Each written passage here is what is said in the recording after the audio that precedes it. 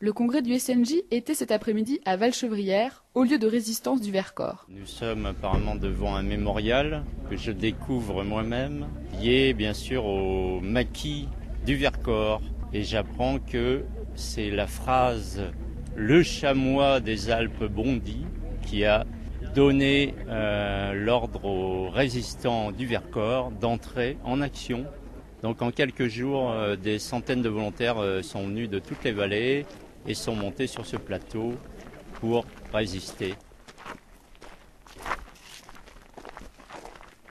Où est-ce qu'on est exactement? Vous êtes à Valchevrières, un village qui a été entièrement brûlé par les Allemands.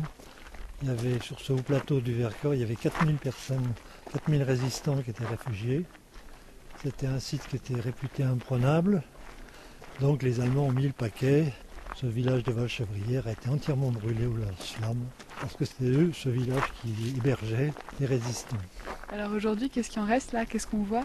Il ne reste plus rien, il reste des ruines si vous voulez. C'est devenu un lieu qui est préservé, si tu veux, un site historique national. Qu'est-ce que ça m'inspire? D'abord du respect, de la réflexion, de l'émotion.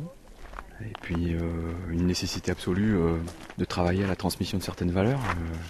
C'est assez émouvant d'être là, de voir toutes ces pierres et de penser un peu à ce qui a pu se passer ici. On se sent assez humble en tant que journaliste d'assister à tout ça. Moi, ce genre de lieu, c'est toujours, je trouve que c'est toujours très impressionnant parce que, je sais pas, il y a eu une espèce de paix, c'est comme hors du temps. On doit encore montrer tous ces lieux-là, il faut continuer à entretenir la mémoire. Marc Ribou, un peu dans son monde. Bon, moi d'abord, je suis très heureux de parler avec des gens qui sont prêts à raconter des petites histoires. La vie n'est pas toujours comme nous pensons qu'elle est.